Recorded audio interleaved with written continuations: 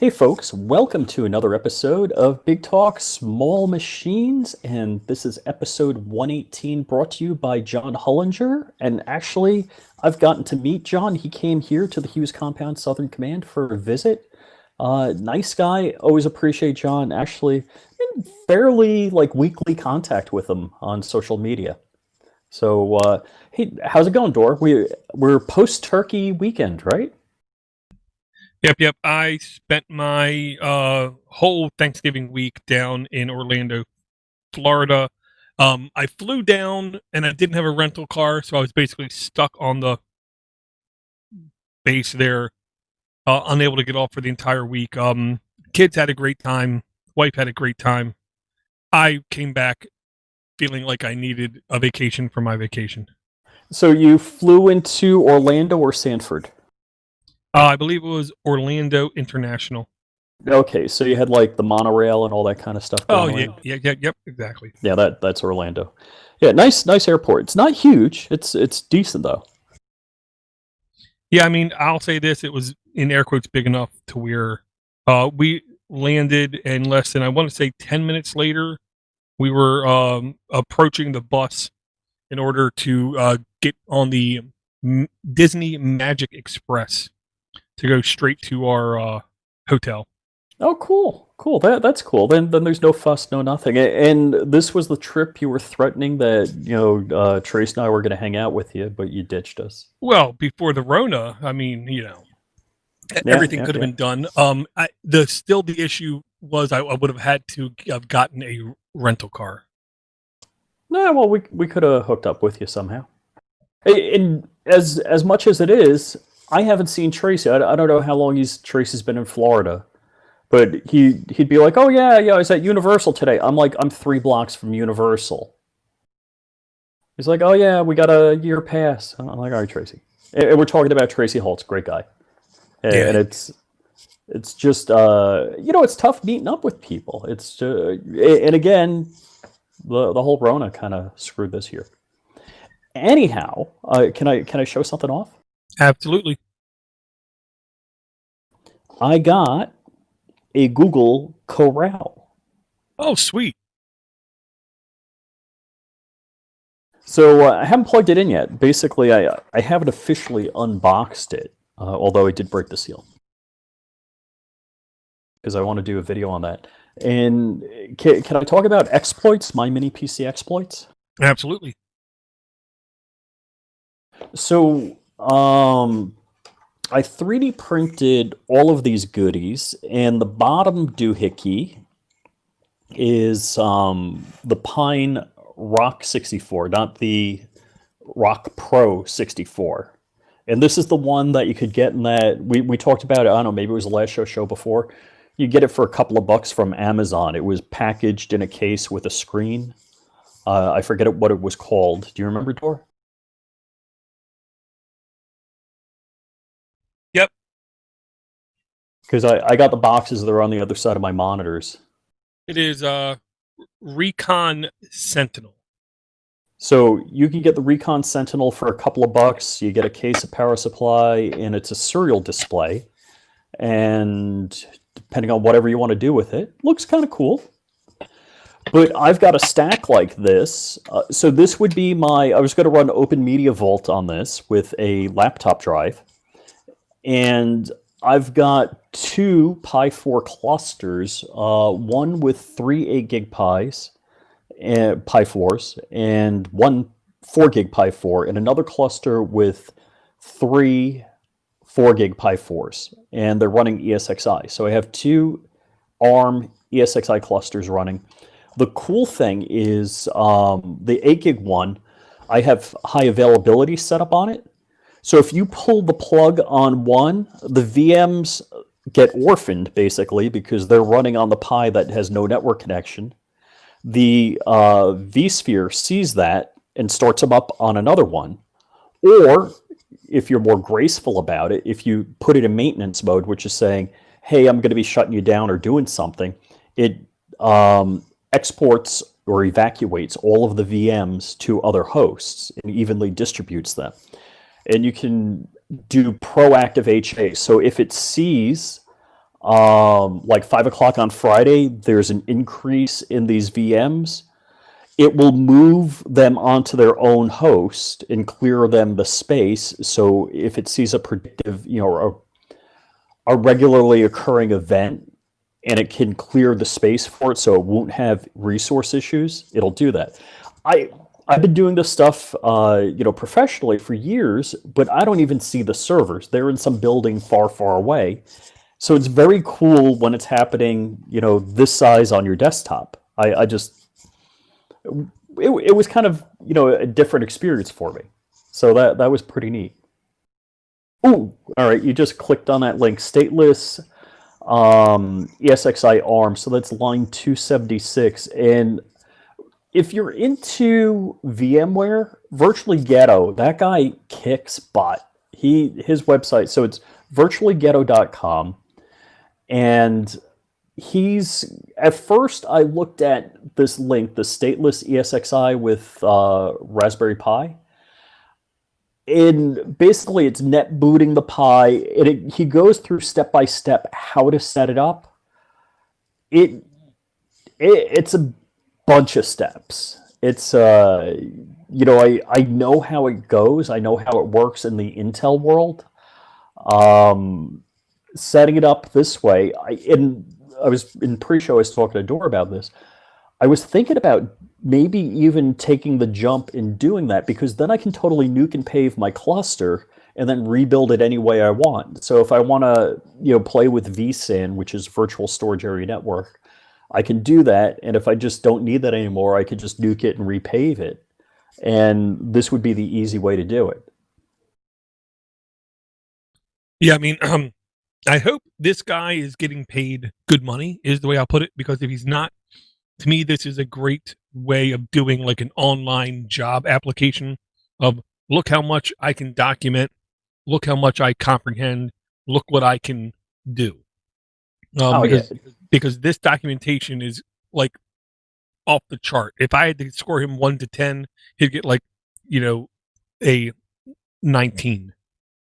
Yeah, he's it's one thing in, I don't know if anybody's watched my YouTube video on ESXi ARM on the Pi, but it's tough communicating and then editing a video, catching all of the events just right, the technical issues you have. And God bless anybody that can actually write the steps coherently. Not that you yourself can understand it, because quite often I'll write steps down. I'm like, what was that? What was I supposed to do there?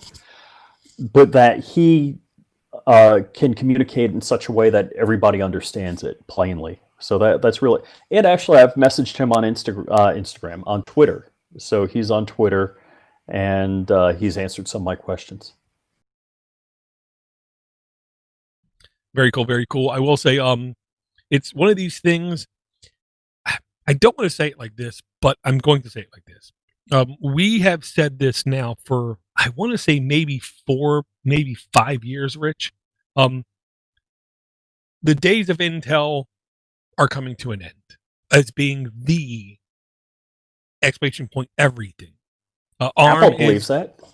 ARM is going to completely eat its lunch. It's just a question of when, how long it's going to take, and what niche is Intel going to own. It's, to me, pretty painfully obvious. It's not going to be mobile computers. It's not going to be portable computers, and it's not going to be server infrastructure.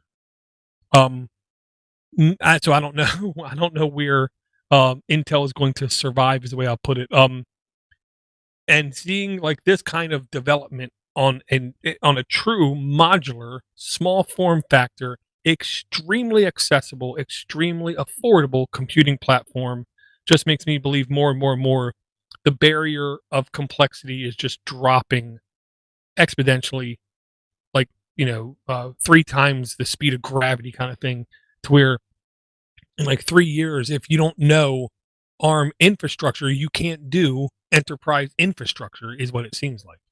Okay, so that's going to be the first comment I'm going to lead off with. How different is ARM than Intel? Like, what would you need to know that you don't know already if you're an Intel guy? Well, the difference is only in the drivers, the modules, and the compilers. So most developers won't need to know any difference. It's only the people doing those specific tasks. If you're creating hardware drivers, if you're doing hardware modules, or if you're literally instituting the compiler for whatever it is, whether it's something .NET related, whether it's C++ or anything else, that's the only people I know who need to be aware of the actual hardware differences. Except for that, once those things are done, then those other applications can surface for whether it is developers or users, whether it's just a browser or whether it's an IDE or whether it's a complete deployment kind of stack software. They all have to be based off of those other things, either drivers, modules, or compilers. So as far as a VMware guy, doing VMware infrastructure, there's a couple of things. Actually, one of the things you brought up, or I think we messaged about this. Actually, I'm not going to jump to it. Maybe I'll mention it since I'm 9/10 there, is the ILO, or basically what they call the out-of-band configuration. So if you're not a server guy and you're listening to me right now, what happens is nobody goes in the server room. In fact, our server room is like, you got a palm scan to get in there. There's like 2 or 3 people allowed to get in there. They can't bring anything in there. If they take a hard drive out of a machine, it gets crushed before it leaves the room. All those kinds of things. So what ILO does, what's the acronym for? There's ILO, iDRAC, and what they call is out of band. And basically, it gives you a remote terminal as though you have a keyboard and a monitor on that machine. You can power down the server, the whole shooting match, as though you're physically, doing it on your own PC. And there's a link, I'm not sure where it is, but somebody's got a kit to do it on the Raspberry Pi. So the ability to remote boot and to, look into it. So that's really the next step to getting the Pi enterprise level. And I'm not saying the Pi is enterprise level and going to be, but it's the next step in that direction. But the other thing that you talked about, we just recently retired our AS400. So I don't know that if Apple is going whole hog with ARM or their version of ARM, I don't know that ARM's going to take over the world in 5 years. It's probably going to be 20-something years before people are going to ask, like, Intel what? You're still running that? The kind of like COBOL and AS400 stuff. Yeah, I mean, it's clearly taken over the mobile space. It's taken over the CubeSat space. It's also taken over a fair amount of computing on SpaceX type computing. Oh, cool. I'm not aware of that stuff. And just like you said, COBOL, I mean, I believe, I could be maybe a year or 2 off, but the last official college course offering COBOL education was, I want to say, 1996. I'm sure they're teaching it in Mumbai, India right now. No. Serious? No, they're not, because we get so many people from my job coming from India, and they're like, what? Really? Oh yeah. They're very knowledgeable about their niche, but they know nothing outside of it. It's painfully obvious they know nothing outside of what they know. And I happen to know one of the guys who had the last official college course in the United States for COBOL. He's pretty successful because, he kind of knows stuff that nobody else knows. And I told him, look, in maybe 3 or 5 years, you can move to another country, work for a World Bank kind of institution, and just rake in the cash. But enjoy it while you can, because the days are absolutely numbered. Right. Oh, just one more thing about VMware infrastructure before I get off the topic is what would happen is you would set up a home lab, you would get these servers, rack mount servers, they were tossing, and they would make so much noise, heat, and use so much power, but you got them for free. They were once, tens of thousands of dollars, and now they're worth, a penny a pound. And you'd be excited to run them at your house. I was never that guy. But The other cheap way to do it is an Intel NUC. And there were hacks to run ESXi on a NUC and to get it working. But the cool thing, and a NUC is still going to be $300 all set up. So with the memory, with the box, the memory, and a hard drive, whether it's SSD or whatever, you're still going to be in the $300 range. So for, what's a Pi 4 with 8 gig? I think it's $80. So you get a thumb drive. There's still a couple of accessories you need. So you need power, you need a micro SD card, a thumb drive, Ethernet cable, a switch, if you don't have a switch already. So there's a couple of things, but you're still probably $100 a unit. So for what would be, just a $300 NUC, you could have a cluster of 3 Raspberry Pis, which is very cool. And, I'm talking ESXi VMware. You don't have to run VMware on it. You could run, Docker with Kubernetes.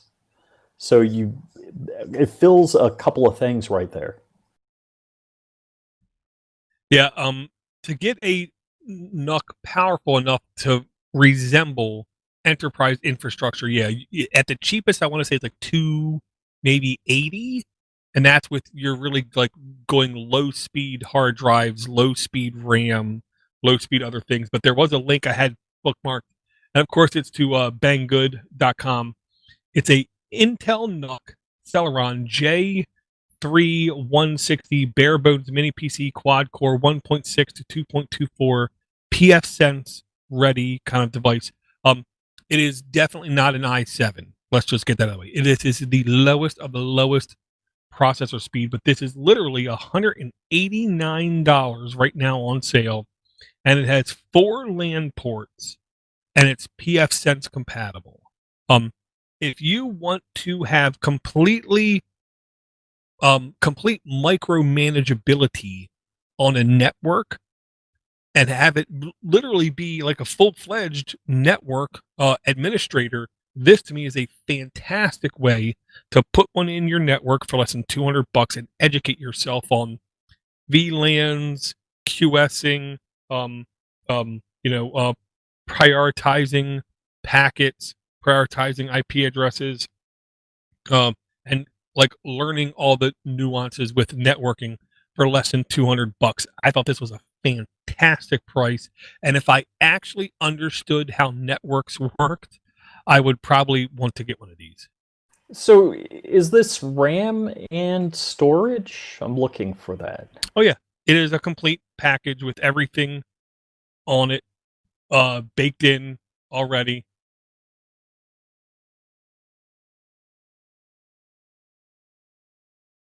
I see CPU, RAM, none. Oh, it says no RAM, no hard drive. So I was hoping there would be something, like 1632 gig of storage and, some form of RAM. Right. I swore this thing had 512 of RAM when I was looking at it. I must have been looking at something else. But it was low RAM, the one that I was looking at, and the hard drive was literally like 64 gig. It was tiny. The bottom picture shows a bare internal, so no SSD, no RAM. Man. So I would say, now, if you're doing a network appliance, a gig is overkill for RAM. So hopefully 189, hopefully less than $60 could get you a very small hard drive, because you don't need a lot of hard drive space to do pfSense, and RAM maybe, unfortunately, $80, pushing it close to $260, pushing that $300 limit. Yep. Yeah, almost. All right. So I actually gave John Hollinger this advice. He was looking for a NUC, and I got an i7 NUC, Gen 7 i7 NUC on eBay, and I just made him an offer. I think they had a stink load of them. I just made him a crazy lowball offer, and they took it. So there's opportunities out there. You don't necessarily have to buy something new from Banggood. You might find somebody with refurb, or which means they blew the dust off it or something like that, equipment, and get a crazy good deal on it. Because that's one of the things I do. It's like, if I really don't need it, but they'll take a crazy lowball price, no, I'll pick it up. Oh yeah, and if you're patient, you'll always find a good deal. Whether it's Facebook Marketplace, whether it's eBay, whether it's Banggood, whether it's whatever. If you're patient, you will always find a good deal. And I am a firm believer in most of the things I buy. It does not have to be factory fresh. I don't have to have that piece of plastic peeling off like moment in order to be happy. And I will say, since the last time we did a show, it's been over a month.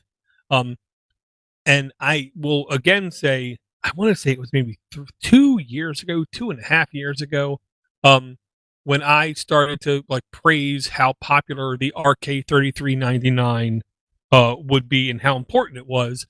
And like in the last month alone, I think we had 3 hardware devices released, all with the RK3399 processor in it, which just means it's going to keep getting more mature. It's going to keep getting more support. It's going to keep getting more polished. It's going to keep getting more efficient. It's going to keep using less power, and it's going to keep becoming a quicker, snappier processor for everyone else to use. So I'm really happy to see that it is definitely still, popular.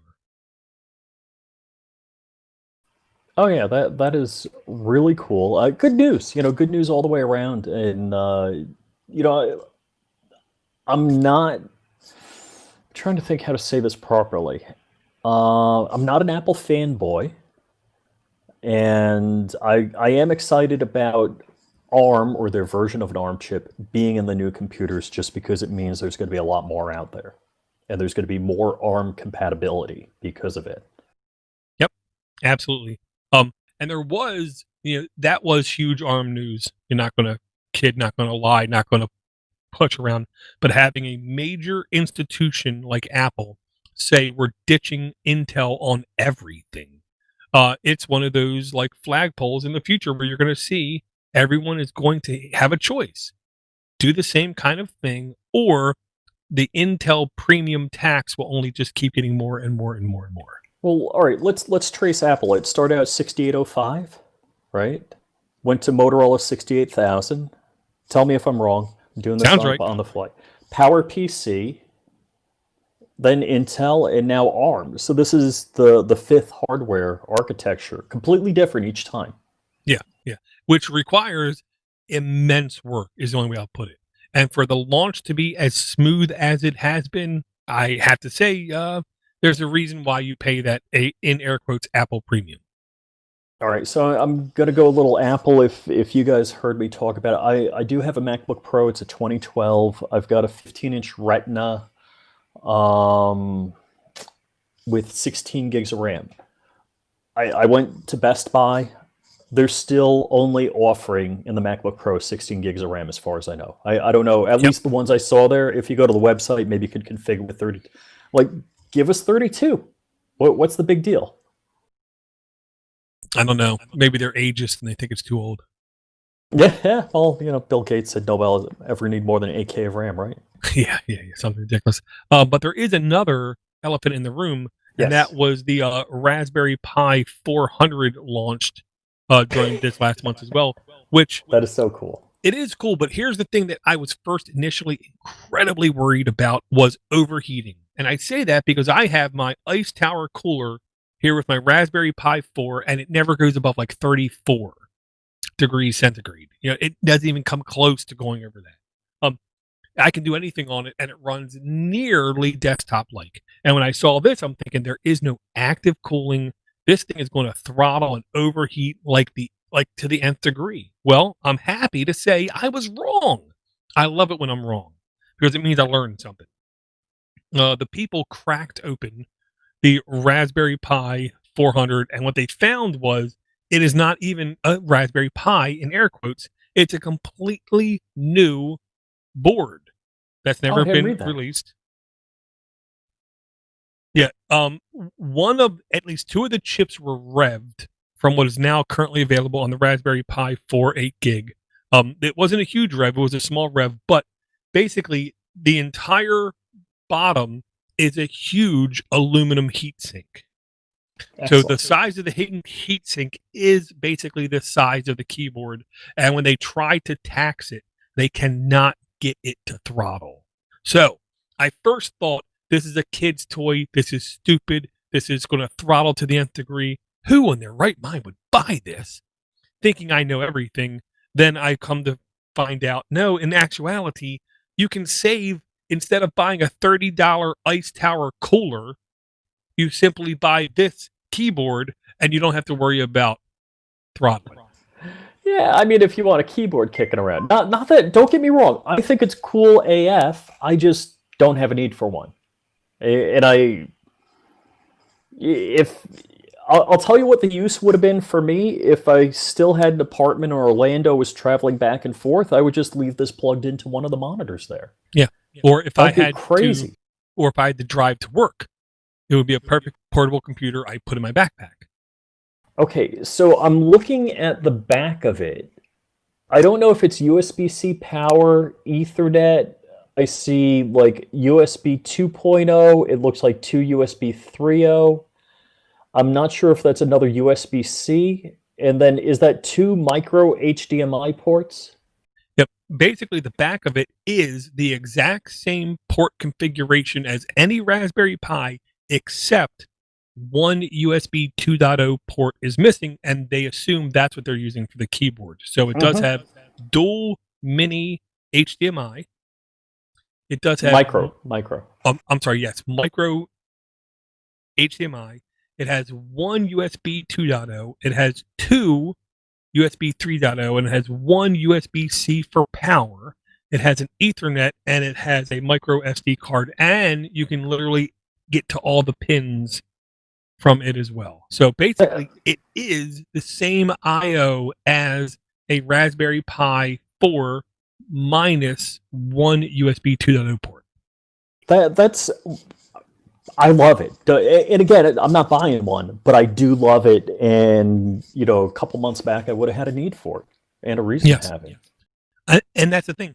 I'm encouraging people to buy it, but I don't think I would. I mean, hypothetically, if tomorrow somebody gave me an extra $70 and said, thank you for doing whatever, I would probably go buy one. But I'm not using my own money. Is this 4 gigs of RAM, 8 gigs of RAM? What is it? 4. I believe it's only 4. 4 gig. Okay. All right. Which I look, I love the fact that in December 2020, I can say a mini computer has only 4 gigs of RAM. Hallelujah. I love that day has come.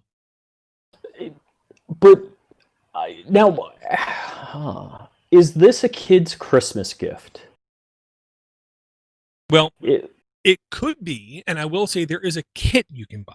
Okay, I believe the keyboard by itself is $70. If you buy the kit, I want to say it's $100, where you get the keyboard, you get the official Raspberry Pi mouse, you get all the cables you need, you get the power outlets you need, plus you also get a book, the official Raspberry Pi beginner's guide that literally leads them step by step on how to load operating systems, how to change operating systems, how to configure, outputs, and then how to start with your first thing of programming. So I'll say this, it could be the perfect Christmas present for a nerd kid. Well, I was actually not thinking about that. I was thinking about all the different gaming emulation that you can do. Well, I'll say this. The Raspberry Pi 4 emulation is near pristine until you get to like PS2 level thing. The Raspberry Pi people, I will say this. I don't know if they want to actually actively encourage emulation. I still think they think education is like their vector. And the only reason I say that is there's no game controller included. If there was a game controller included, I would have expected some paths toward emulation. So, all right, I see this. It'd be great for a vacation home computer, right? If you do online storage, if you have cloud storage for stuff and you share it. It'd be great for your kid. It'd be great for a senior person who just does, web-based stuff.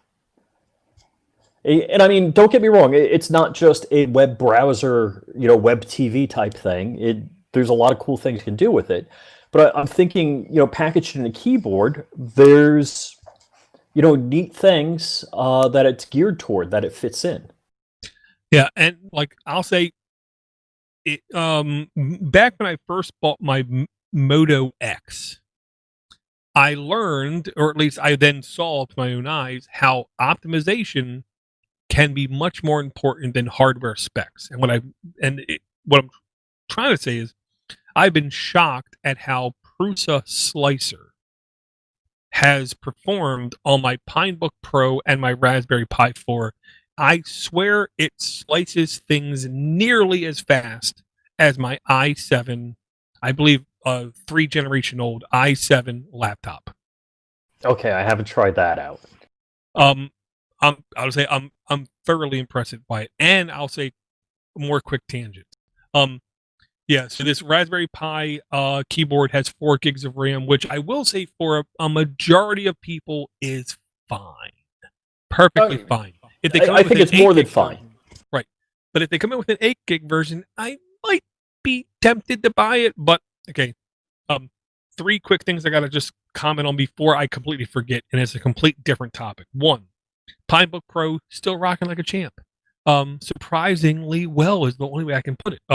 2, I want to thank Greg for sending the email in. I did order my Pine Tab. So it is on order. I don't know when I'm going to get it. I'm sure it said in the email, but too many words, can't read. So I just passed it by. Also, there is a new link out, and it's completely in a demo stage, is what I want to say. And it is the Pine Phone. Let me see. It's the Pine Phone multi-distro demo image. And I had to say that slow. What this is, it is a image you can load on a SD card, and then when you boot it up, you can select from Arch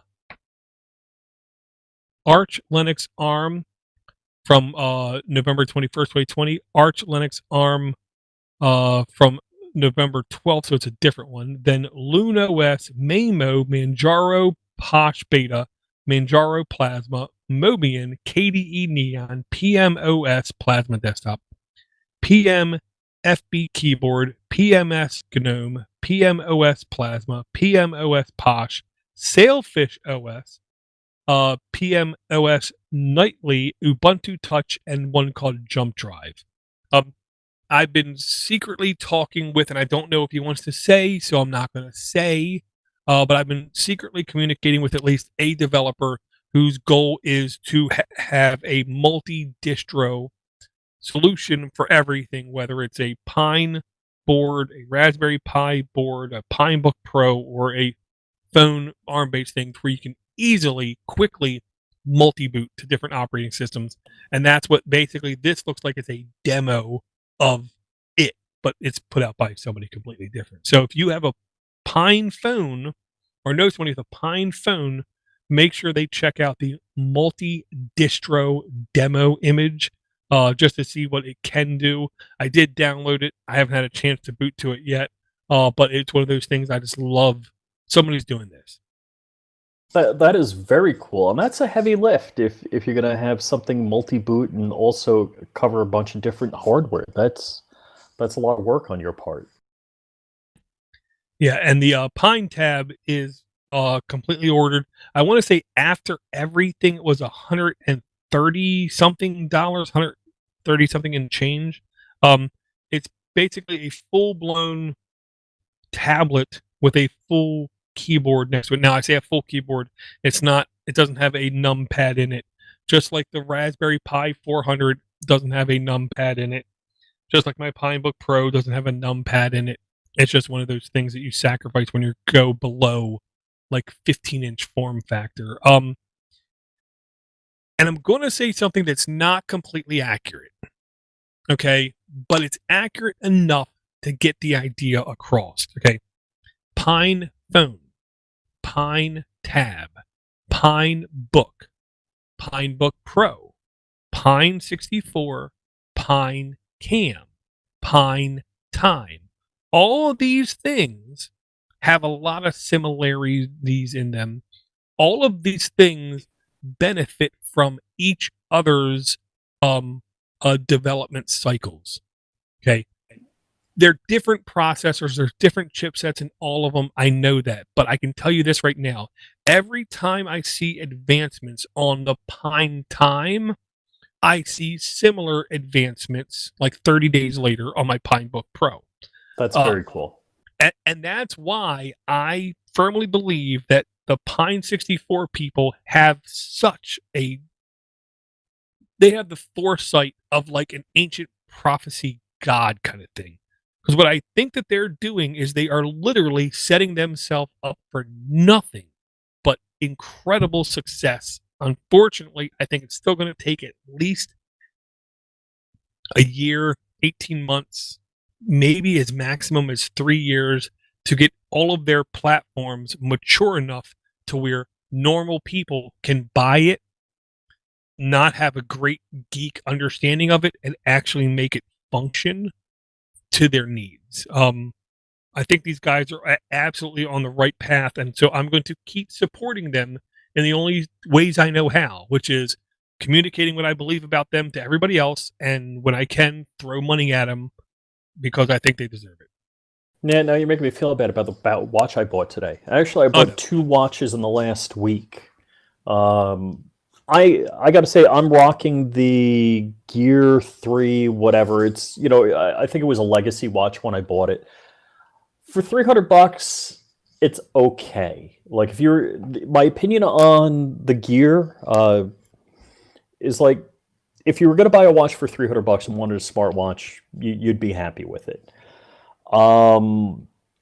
Is it good for more than a day? Yeah, and of course, depending on use, it comes and goes. So, I guess what I'm getting towards is, I do give Pine a lot of lip service, also patronage, but I didn't buy a Pine watch today. I bought a Wise watch, and it just.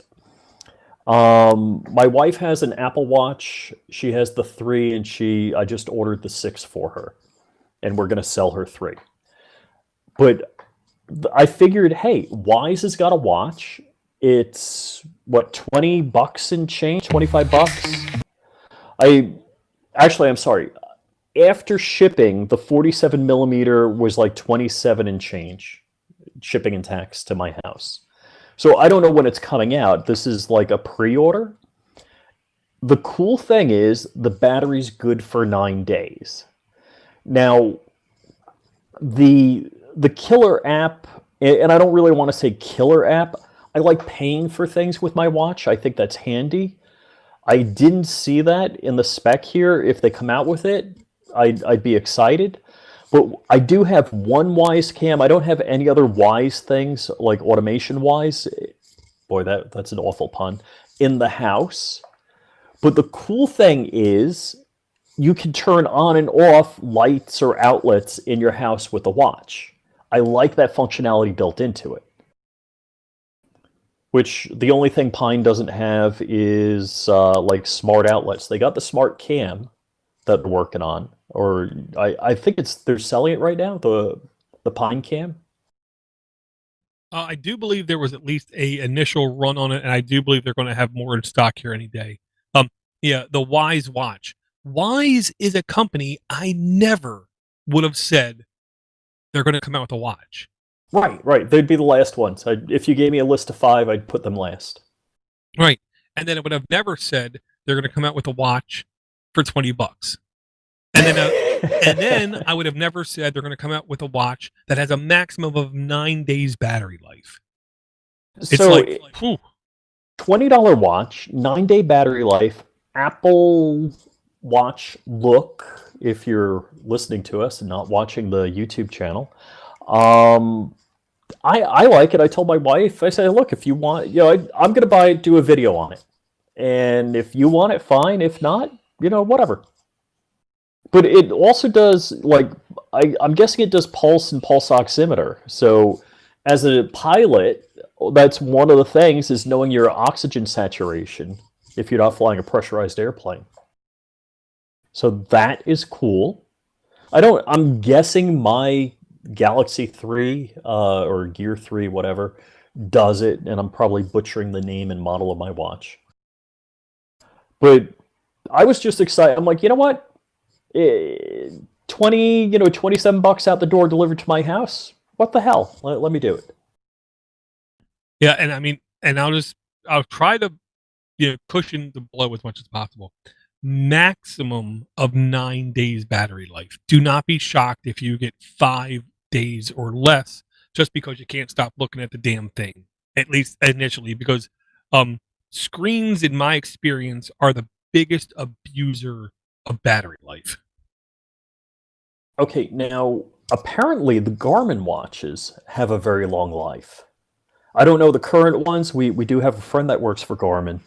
But I remember, I bumped into somebody on the hall and they had a Garmin watch. They're like, oh, I get like a week out of my watch. Yeah, I've heard the same thing too. But the thing that really is the curveball that honestly, it might make this damn thing successful. This Wise Watch is its deep dedication to being unbelievably compliant with its own IoT type solution. So if you have Wise plugs, Wise lights, or other Wise IoT type devices, it's going to be baked right into the operating system. Like, to be honest, it should be, but like how the Nest products should be baked right in with the Wear OS stuff for Android, which it isn't. Just like if Amazon would offer a phone, oh wait, they did, it failed. Just like if they would offer a watch, oh wait, they never did, to communicate with their Alexa devices. So nobody is shooting for this niche right now that Wise is shooting for. And because the watch is only $20 friggin' dollars, if you have any Wise equipment around your house already, you're going to want to spend the $20, and then vice versa. If you're thinking you want a watch that can tell you your oxygen saturation, that can track your sleep, that can give you a step counter, that can do all these kind of things. And yeah, maybe I do want a camera in my garage. Maybe I do want this other sensor around my house. And if Wise offers it, if your entry price is only $20 for the watch, I can't see people not jumping at this. Okay, so I'm gonna, shill for Wise a little more. I've got nothing from them, so don't think I'm on the take. One, John Hollinger, I asked him a whole bunch of questions. I was interested in getting a Wise cam, and he put me on the right track. He had a couple. I do have it in my garage, and it was, lights go on and off and whatever, and it was giving motion detection all the time. They had a period of time, name your price for subscription person detection. I told them $1 a month. I think you could even do it for $0 a month. And it kind of nudged you, and I'm like, all right, you know what? If you give me a service, it's absolutely worth $1 a month. I have the person detection on now. Works fantastic. I do have one problem. My wife has a taekwondo dummy in the garage. So every once in a while it says person, and there is. But it's the false alarms have gone to like near nothing, because it used to be anytime a light went on and off, it would give me a motion issue. Gotcha. Oh, so is BW Red? Yep. Okay, so Red is asking for a link. Oh, and you got the link already. Okay. You beat me to it. Yeah, I tried to drop the link there, and it literally is WYZE.com, and right from there you can see the link to the Wise watch. It literally, I want to say, launched less than 2 or 3 days ago. And looking at the website, they said they have a pre-order kind of thing. 20 days left. 53,000 plus backers. They say that there is a limited quantity. They've already exceeded 265% of what they expected. Oh, wow. All right, so it wasn't this morning, like when you shared the link with me. Wow, okay. Right, and then this next link I wanted to bring up, it's only because this harkens back to a previous day in mini computers. Melee, MELE, which is how I pronounce it. I don't know if I'm correct when I pronounce it like that, but that's the way I've always pronounced it. This company has been around in the mini computing space for every bit of maybe 6+ years, is the way I'll put it. Some of their devices underperform, some of their devices perform just fine. But this is a literally like a fat thumb drive computer. And it's a Intel Celeron J4125, 8 gigs of RAM, 128 gigs of internal storage, Windows 10 Pro mini computing stick, supporting up to 4K 60 frames a second, dual band Wi-Fi with a gigabit Ethernet port plus USB 3 ports on it as well. If you truly need a computer in your pocket that you can bring to events or you can bring to work or you can bring to someplace and just plug up and, let's say, I don't know, stream pirated pay-per-views, stream NFL games to somebody who doesn't have NFL Network kind of thing, or you just need to stream something from your own private server in a trusted way. This thing is literally $229, but it is literally the size of a thumb drive. I just saw this and I said I have to bookmark this. Oh gosh, I don't have a need for it, but that is definitely super cool. There's one thumbnail of it. Just plug it in the back of your monitor. Could you imagine? And again, that's the use case of the vacation or the work apartment or whatever. I could just, if you have two HDMI ports on the back of your monitor, and maybe you bring your laptop and plug it in when you're there, or if you're just like, hey, you want something there, period, you could just plug that in, plug a wireless keyboard and mouse into it, and boom, you've got, realistically, for $229 a mouse and a keyboard, a remote workstation. Yeah, and I feel confident in saying this. If you went out on Black Friday and got like a $99 Windows laptop or like a $200-ish Chromebook, it wouldn't shock me at all if this could outperform both of them. Because again, 8 gigs of RAM. Okay, 8 gigs of RAM, that's substantial. Yeah, especially for the size of this thing. It's ridiculously small. And because Microsoft, like 3 years ago, made a really stupid business choice that basically insinuated if you sell a device with a screen smaller than X or no screen at all, you technically could have it for free. Okay? Oh, no way. Yeah. Which is why, like screens less than like 4 inches, I want to say, in China, you keep finding Windows installed on it because it's completely free. This thing, Windows Pro, can be installed for it completely for free, because there's no screen. If I had any excuse for this device, I would pull the trigger immediately. Because like you were saying before about emulation, I love the idea of having it plugged up to a back of a monitor or back of a TV to where I can literally say, I'm doing my work stuff, change input, and then bam, I'm playing myself some Nintendo 64 or something. All right, is it only one video output? Yes. Yeah. Now, technically, because it's Windows 10, there's no reason why you could not get a USB 3 hub with another video out, and I guarantee you it would work just fine. Because all right.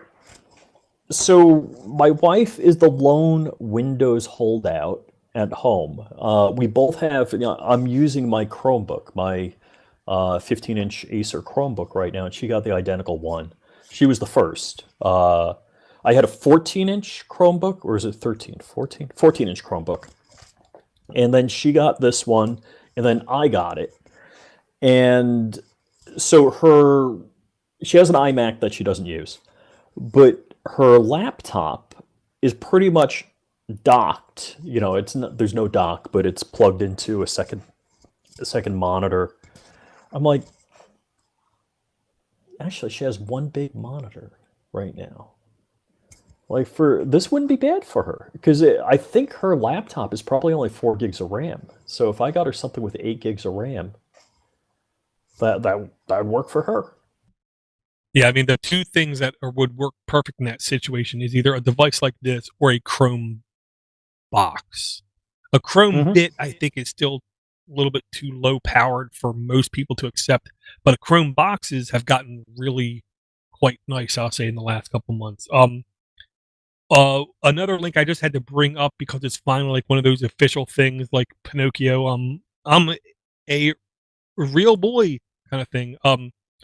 The Raspberry Pi has gotten, in air quotes, official support from Ubuntu 20.10, to where you can literally go on Ubuntu.com, click download, and click Raspberry Pi Edition, and you can get a, in air quotes, fully supported distribution of Ubuntu for the Raspberry Pi now. 2010 means it's not a long-term support edition. I believe it has less than 2 years worth of support with this device. So it's great for testing. It's great for development. It's great to see that finally we have a major company, in air quotes, supporting the Raspberry Pi ecosystem directly from their sites, because almost every other version of an operating system for Raspberry Pi, you have to go to somebody else who's like independently developing it, whether it is Diet Pie, Armbian, or somebody else. Okay, so I want to give a shout out to John Bertram. He said he just bought a $20 Wise watch. So if we had an affiliate link or something like that, that would have been fantastic, but we don't. Also, as far as I'm going back to one of the first stories, ESXi on a Nook is a hack. But the cool thing is ESXi on a Pi is a fling, and that's their VMware's beta stuff comes out in flings. So it's the Pi is actually more supported with VMware than a Nook is. That's kind of crazy.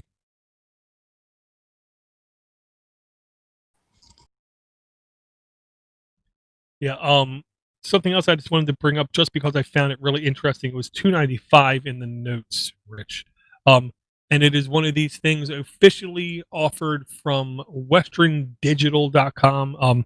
Western Digital is one of those companies. I understand people having mixed feelings about them as a company, and they don't trust them, and stuff for them fails, kind of thing. But I hope everybody agrees. Every company in the world has lemons.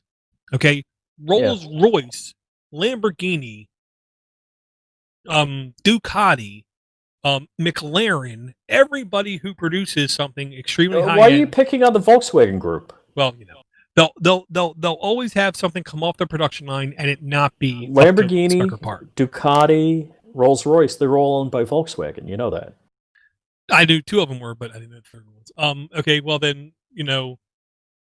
pick your poison kind of thing. Everybody has lemons. Nobody can produce something 100% correct. And I'm sorry if you in the past have gotten a bad Western Digital drive.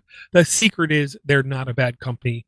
Granted, they might do better with customer support, but they're not a bad company. Well, Western Digital put out this, and it's I'm confused because I didn't know SanDisk was owned by Western Digital. I had no idea. Well, I knew a lot of the companies consolidated, and now there's only 3 major companies: Fujitsu, Western Digital, and I can't remember the other one.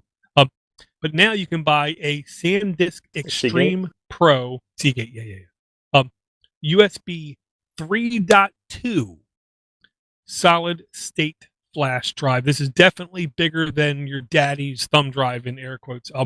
Now, if people in the past remember, we talked about this. USB 3.0, USB 3.1, USB 3.2 is completely different. It's literally like saying serial to USB 1 to USB 2. The form factors might, have some similarities, but the speeds are completely different.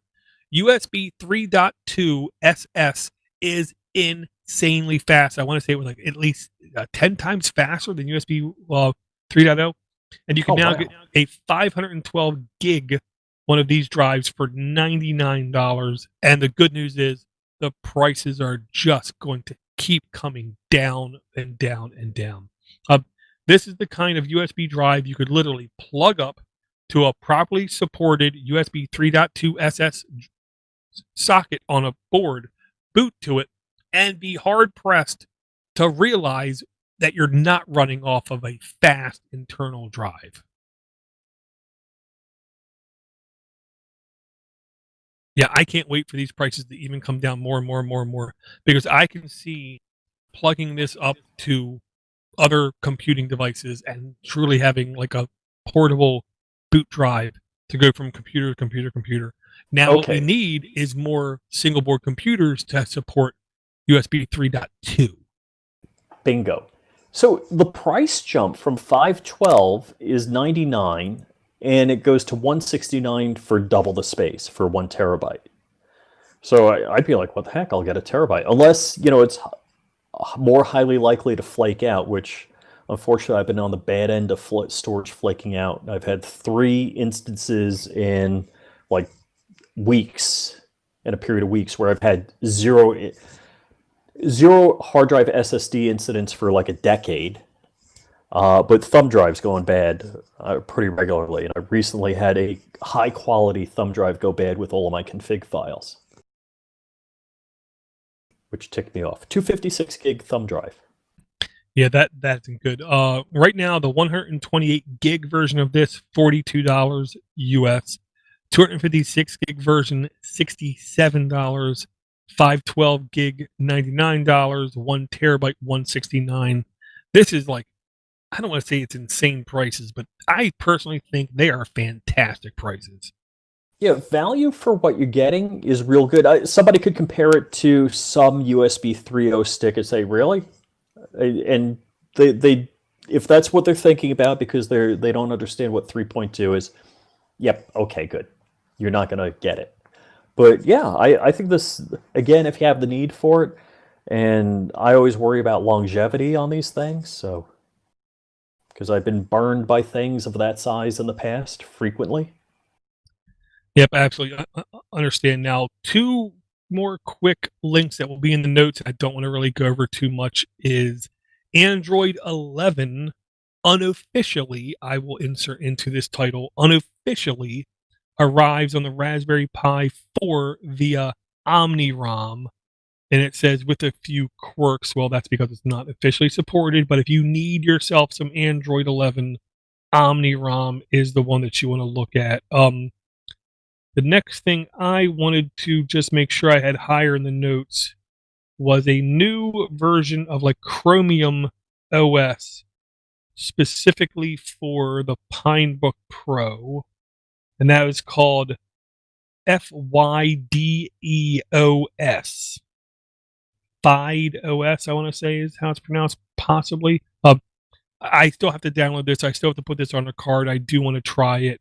And the reason is because it's giving you Chromium OS on the Pinebook Pro, but it also states it has some Android support as well. And that's what interests me. I've never seen one of these yet give me Android support. So I'm going to have to definitely, I would like to try it out as well, I say.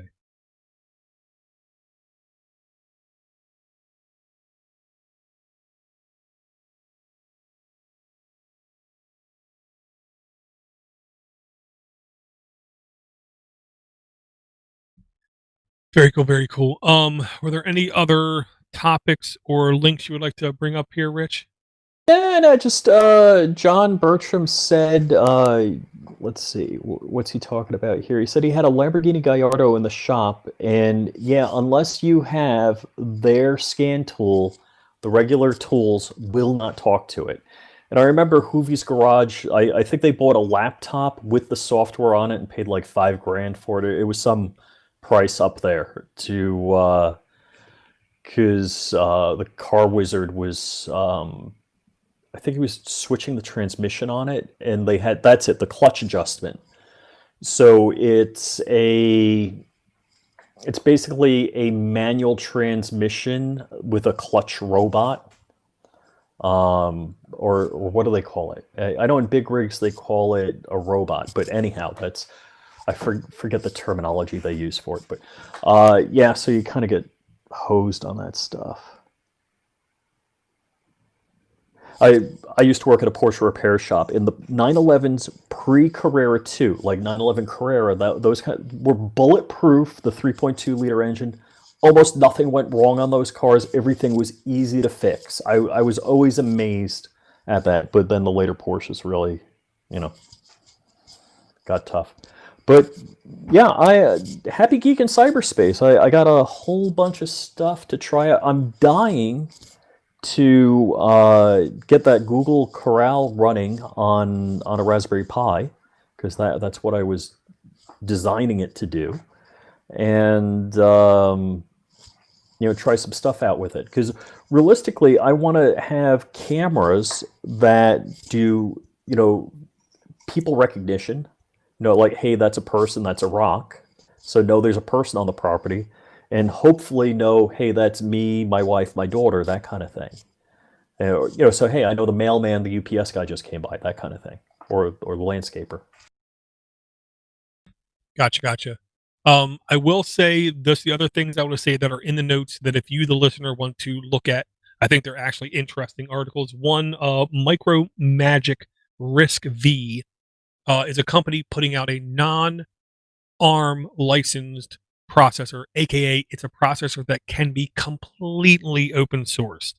Says they just released a processor that not only competes but defeats the new Apple processor in its own benchmarks. I'm kind of suspicious of that, but I at least found it interesting. Lenovo Think Center has a extremely tiny build with an AMD Ryzen 5 Pro 3400 with 16 gigs of RAM, 512 gig NVMe, super tiny, sexy device. There's ARM-based gaming devices that are trying to become the next future gaming rigs, which, if it does, is another nail in the coffin of Intel. We also have a Asus Chrome Box 4 that works with up to 3 external 4K displays at the same time. We have the Asus Tinkerboard 2 is basically announced. This is a company I swore was not going to be in it for the long haul. They wouldn't give good support. They wouldn't keep updating things. And I am happy to say, once again, I was completely wrong. They are actually doing a really good job supporting their boards, and now they're coming out with a brand new Tinkerboard. So this might be the Tinkerboard that I finally end up jumping on. I figured they'd be one and done. I just thought it was too little too late on their product. I agree, but I'll also say this: their brand new Tinkerboard is running a, can anyone guess what kind of processor? Yes, you guessed right. It's an RK3399 processor. Two more dumb quickies. Intel is releasing, I gotta say this slow because it even confuses me. They're releasing a white box Nook laptop that no individual is going to probably be able to buy, but organizations or companies will be able to buy it, brand it as their own, and they believe that this is going to enable small people to compete with HP, Dell, and other companies putting out massive amounts of laptops. And then Huawei has made a PC powered by its own silicon as well, and it's running a ARM processor as well. I truly believe we are now getting ready to broach laptops and desktops not needing Intel, and to the end user consumer being ubiquitously just as good as what they had a year ago. And part of the reason is we as end users, consumers, have had way too much processor, way too much RAM, way too much disk IO, way too much network IO than what we actually needed for like 5 years straight. Now, granted, we've always had people out there who literally push the limits of their boxes, but 90% of the consumers don't push nothing hard on their boxes. So the idea of having a RISC-based ARM processor step into and completely meet your needs is becoming easier to achieve, is the way I'm going to put it. Yeah, I just think it's a real interesting time, and Tor, it's been way too long. I don't know when we did a last show, but we haven't chatted like we, send messages almost daily. But I do enjoy spending time with you, and it's not just because you pay me so much to do this. Oh, trust me, I definitely love hanging out. And look, the last thing I'm going to mention is an ETA Prime video, and I'll put the links in the notes because this thing almost shocked me. Atari, it's a officially branded Atari. They call it the Ultimate Dual Arcade Fight Stick with trackball. Available from Micro Center. Yes, it's a touch pricey, of course it is. But it comes preloaded with a whole bunch of different games on it, and it's literally openly letting you know this is running Linux on its backbone. And it's be very easy to buy this and then add custom games to it or add other things to it. And it looks like now I can't access the video possibly. Well, if you just look Micro Center Atari Fight Stick, you will definitely find it. I want to say it was like 200 and change for the low end version, maybe $300, but extremely easily hackable. It ran a whole bunch of different things. Definitely, if I could ask my wife for Christmas, I would. But I'm sure if I asked her for it for Christmas, she would just say, "You're such a nerd. I'm not getting you that."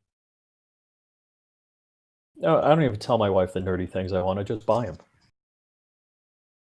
I know, but she keeps asking me, "What do you want for Christmas?" So the last thing I said I want for Christmas, it's a like industrial. I don't want to say industrial grade.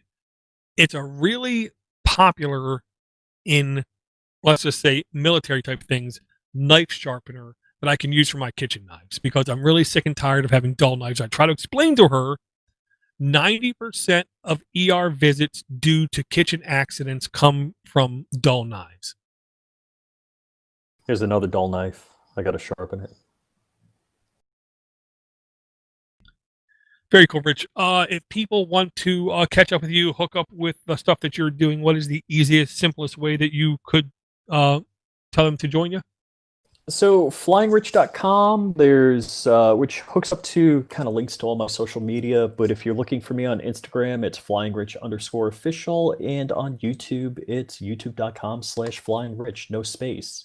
There is a Flying Rich, there's a flying_rich, and that's not me.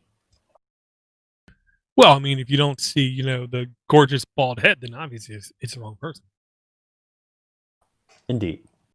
Very cool, very cool. I want to thank everyone for their support. I want to thank everyone who does click on the notes and let's just say go to places like patreon.com/the mini PC show, or people who send us emails at minipc@podnutz.com. I want to thank Greg again for sending me the email asking me about how do I feel about the Pinebook Pro, because the Pine Tab was on sale. If it wasn't for him, I might have missed it and not purchased it. So definitely a huge, huge thanks to Greg. I want to thank for Christian for all the support throughout the years and everyone else sending us emails. I want to thank John for coming out. I want to thank Red for coming out. I'm sure I'm missing somebody else in the chat, but I can't find him right now. Oh, Mitch Heyman. Really good to see all you guys. Really good to talk to you guys. I'm sorry it's been so long. If you want to blame anybody for a lack of shows coming out, I am the one to blame. As always, the buck stops here, kind of thing. I will definitely try to talk to you again real soon, Rich. I hope you have a good week. Thank you, sir. And we will definitely talk to everyone again real soon.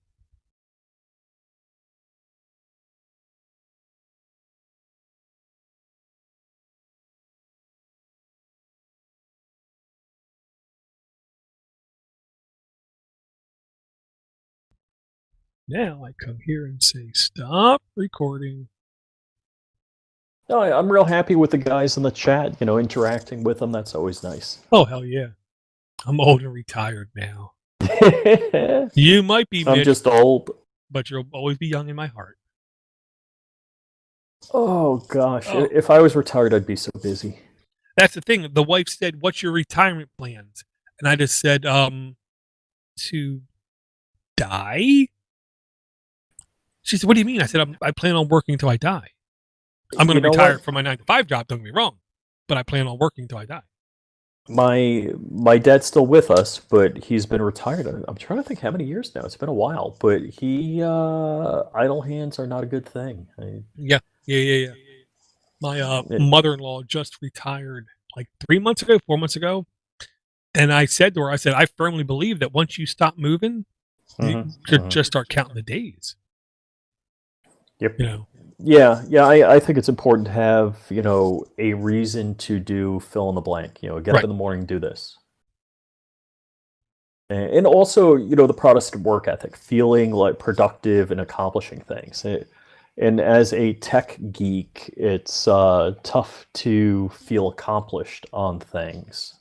It's so I often seek things in the physical world, and maybe that's why I like 3D printing stuff. Right.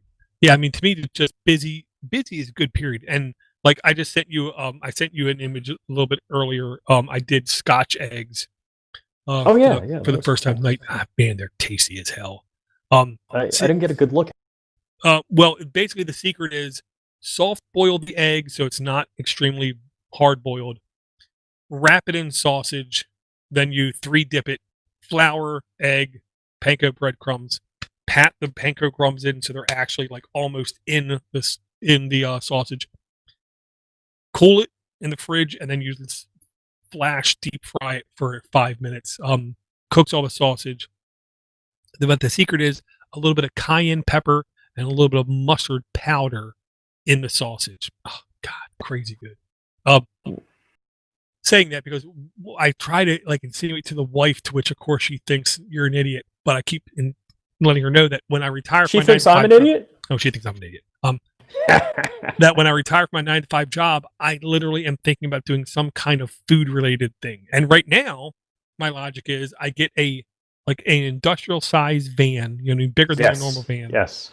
And literally offer people menus and schedules and say, I can make basically, steak, shrimp, whatever.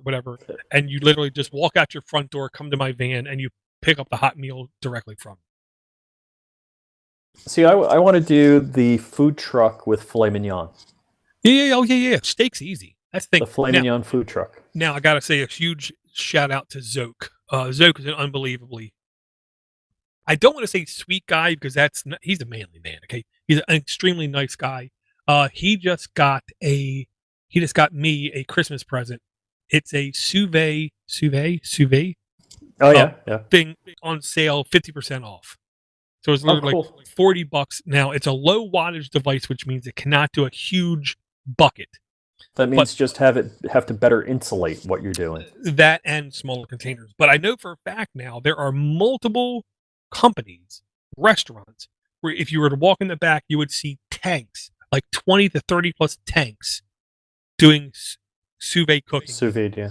Because you can literally cook a steak in it, have it set to like medium rare, and set the temperature and leave it in that temperature for 8 to 20 hours, and it won't overcook. So typically what I'll do, I haven't sous vide filet mignon. I do a filet mignon with a red wine reduction sauce. Anybody wants the recipe, just hit me up. I'll share it with you. The reduction sauce takes like an hour or so to make because you got to reduce it. The filet mignon takes like 7 minutes. Now I haven't sous vide that. So the filet mignon, you put it in a cast iron pan, you boil the olive oil, you put it in for a minute on one side, minute the other side, then put it in the oven at like 450, if I recall correctly, for 7 minutes, pull it out, and it's great. But I have been sous viding all of the steaks that I get. So I do 2 hours at 145, and then I put it on the grill for like 5 minutes aside, depending on So you don't thickness. have a torch? I'm getting a torch. Yeah, I don't have a torch here in Florida. I'm getting a torch because everything I've seen on YouTube to make sure the internal of the steak remains how you set it so it doesn't overcook, you literally just take it out and you just take basically a propane tank, like a camping propane tank, and a torch and just, Yeah, you see a lot of professional chefs doing stuff like that. Yeah, I just throw it on the grill for 5 minutes on either side. I threw the last one, was a little thicker. I threw it 7 minutes on either side, and that was a little too much. But also chicken breast is really good. Yeah. So, I'm sorry, did I say, so steak 135 for 2 hours, chicken breast 145 for 2 hours. Right. And I'll throw it in with, there's like this Mojo like salad dressing kind of stuff, Right. and Lori's seasoned salt. I'll season salt it either side, throw it in the bag, 2 breasts each bag, and throw 6 of them in a pot. And I don't know the wattage of my sous vide. I'm sure I got probably a low end unit that was on sale. Most people don't need a high wattage one, is about put it. And honestly, I'm almost tempted to try some vegetables on it, just because some vegetables, if they're undercooked or overcooked, they're just not as good. Oh yeah. Like we steam broccoli for 7 minutes typically. I like my veggies al dente. Maybe not corn, but broccoli and that kind of stuff. Yeah, broccoli, asparagus, are the kind of things I don't want overcooked. I want them barely cooked. So yeah, sous vide is my COVID superpower. And my daughter, who never cooked anything from scratch, she started scratch cooking and is kicking ass. Very cool. Because I would like mock her because she would like get a brownie mix, pour it into a bowl, put a little oil, vegetable oil and water in, and make brownies. And I'm like, that's not brownies. Right. And I do believe the couple channels I watch swear sous vide boiled eggs, you know what I mean, are the best eggs you can have. So, and how are you saying sous vide? You mean you just put the eggs in the sous vide? Yeah. Okay. You just drop them in. That would make sense, because you probably, you want to boil them at you're not going to do it at 212, are you? You're going to be doing it at a lower temperature. It's a question of how you like your eggs. Do you like your eggs more runny or less runny, though? Now, sorry, I'm wrong. Most of the things I watch said 195 at 8 minutes is perfect for a loose center. 195 for 18 minutes was perfect, so the center, the yolk was just solid. Okay, so I eat hard-boiled eggs when I was on the road. So if I would cook hard-boiled eggs for the week, I'd grab a bag, I'd put them in bag, 4 eggs in a bag. So I'd just reach in the fridge, grab a bag of 4 eggs, and I'd eat them while I was driving to work, which is kind of a pain in the ass. But so I wanted a hard center, but I cook omelets, every morning, and I'm kind of excited. I got a new pan. Boy, does that sound too unmasculine. I know, but I love when I get a new pan. It's just like yeah, man. And I will say, I have right now have like try to think of the word. I have like a standalone steamer for my eggs, and it works really good. The gimmick is it can only do 14 at a whack, which is, I wish it did more, but whatever, okay, kind of thing. Where if it's a sous vide thing, I could literally do like 30 at a whack. So okay, the pan, I got the Green Wave pan, so it's the ceramic whatever. And my daughter, I always used olive oil and I'd rub it on it and I'd make my omelet in the morning. Well, my daughter used it and she sprayed a cooking spray on it like once. That was it. The pan basically didn't work. And I went on their website and I wrote them a letter also. And they said, put it on the skillet, get it hot, boil water in it, use a Mr. Clean magic eraser on it. Oh. I did that like twice, and it was better. And then I found if I put instead of just putting like a quarter-size drop of olive oil in, if I put, like a baseball size, or softball, baseball size splat of oil and I got the same result as when it was brand new. Huh. Well, their their TLC and email communication wasn't perfect, but Greenwave sent me a new pan. I just got it this morning. They're like, oh, you still have... They didn't even say, are you still having a problem, blah, blah, Right. blah. They're like, okay, yeah, we'll send you a new pan. I actually have a good customer service experience as well. My sister-in-law moved in with her boyfriend to a new house. I helped move them. My mother-in-law moved out of her house. They moved in that same house. It's a decent-sized house. But for a housewarming present, we got my sister-in-law a Bissell Pet Pro thing. Hardwood carpets, wet or dry. You know what I mean? Does everything. $300 basically. We ordered it for her. We got it for her. We brought it up to her house. 2 days later, we had a second one show up at our door. So of course she said, well, I would put that thing on Facebook Marketplace, blah, blah, blah, blah, blah. I'm like, no. No, I'm door geek. I'm not doing that. I call up Bissell. I explain to them what happened. They send me a FedEx RMA ticket. Really? I put the ticket on the box. I put the box. I take it up. I get it sent in the mail. I then get a letter 2 days later saying that they're going to refund me 100% of the price. So basically, we got it for free. Wow. Yeah. Yeah, it's the kind of thing. Well, if I would have put it on Facebook Marketplace, I wouldn't have made that much money back. So technically, I ended up better. You know, shockingly, I seriously wasn't looking for a warranty replacement. I was just like, hey, how do I fix this? Right. You know, it's not new, but it's not, you know, if they said, that's just how it is. You ruined it. You know, you broke it. I'd be like, all right, that's how it is. I wouldn't even feel bad. Right. I'd be like, okay, I tried what you said. And I'm like, they sent me a new one? I'm like, and better yet, I'll tell you what, this is going to sound too cooking geeky. Let's see, what are the comments here?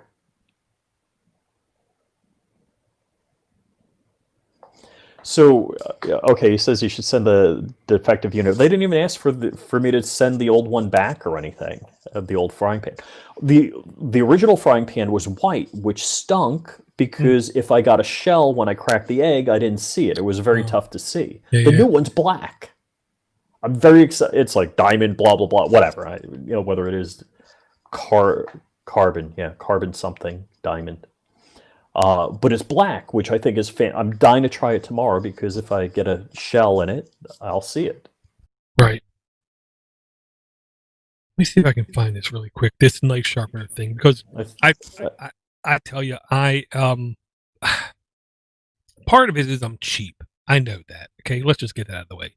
But part of it is I really kind of like keep telling my wife, I don't want to buy $100 in air quotes knife if it's going to get dull just like every other knife, and you know, then we're going to, in her logic, just replace it again. So so this I broke the tip of this like the first day I was using this knife. Really embarrassed about it. This is a Kershaw Weston. I don't know if it's a $20 or $30 knife. I don't know if you can still get it because apparently they come out with, you know, a design and then they stop producing it. I actually bought a couple of them because it's the first cheap knife that holds an edge fairly well. There's other Kershaw knives that don't hold an edge fairly well. And some knife companies don't make, you know, budget-friendly knives. They make their cheapest knife is like $400. You know, they're guaranteed for life, blah, blah, blah. You know, whatever. You set it back, they'll fix it or replace it or whatever. But I travel in the 2A community, and there's this one guy. He's like one of these mile long-range shooter types and has ultimate precision on there isn't anything on his firearm that isn't done with a micrometer torque wrench, blah, blah, blah, that's specified for that specific torque range, because if you had a torque wrench that did from 0 to 100 inch-pounds, it wouldn't be accurate in the 5 inch-pound range, you know, that kind of thing. And his cheapest knife is a $400 knife.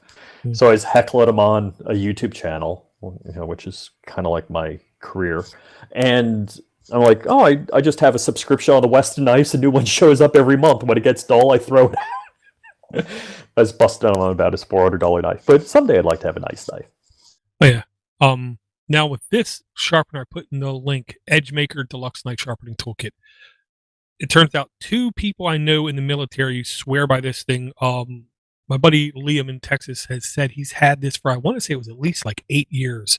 And you have to watch the video on it to really understand how to use it. But also, if part of it becomes a little bit dull, they quite literally just say you heat up the plastic, you take a pair of pliers, and you can rotate it because it's all round.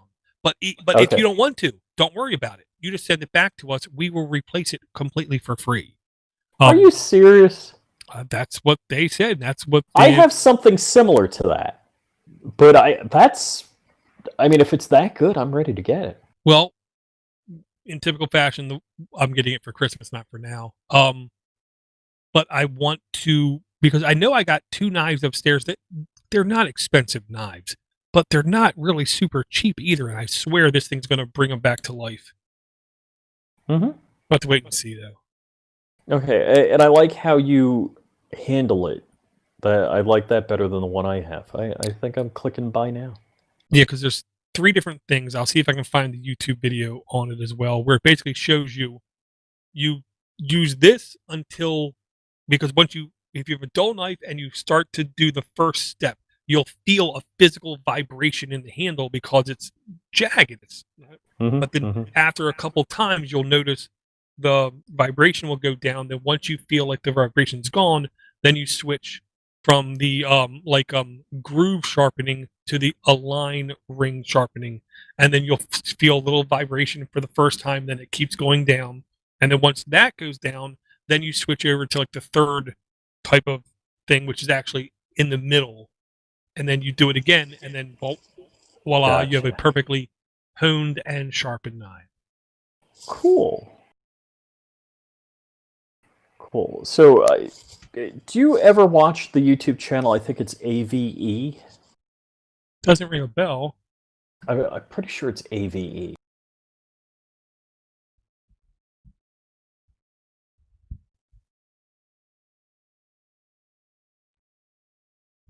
Okay, he's like a Canadian machinist. Yes, it's AVE.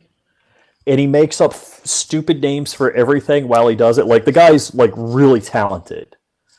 But his videos are all tongue-in-cheek. I just get such a kick out of it. I'll drop the link. Gotcha.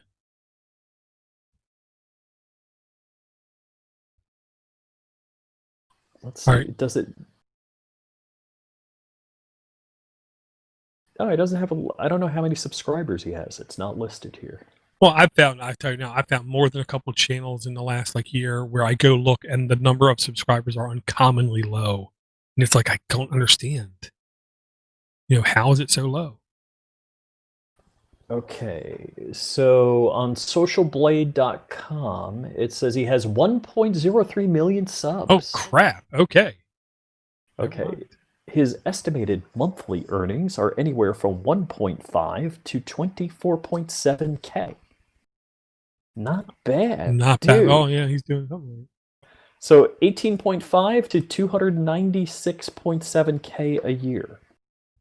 Yeah. Now, some of these people I find, or Social Blade can be reasonably accurate on some things, and some things I know it's not accurate. Right. I'm looking up myself. You're done? I got long enough? Yeah, I'm going to have to hop off here. Check on the kids, make sure they're asleep, and then post-produce. Oh, yeah. Wow. What? What does it say for you? Oh, okay. All right. I read something wrong. Okay. All right. It says $12 to $196 a month, which I'm smidge over 100. So that's not that bad. I got to look up a friend.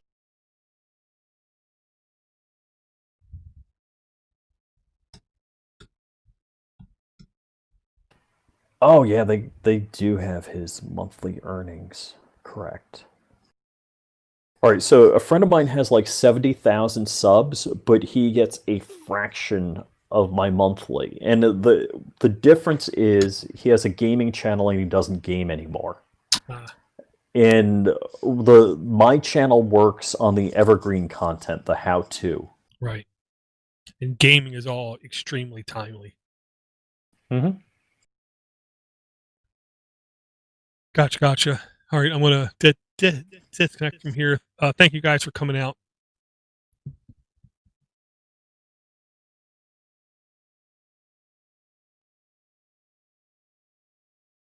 All right, guys, take it easy. See you guys. Thanks for joining.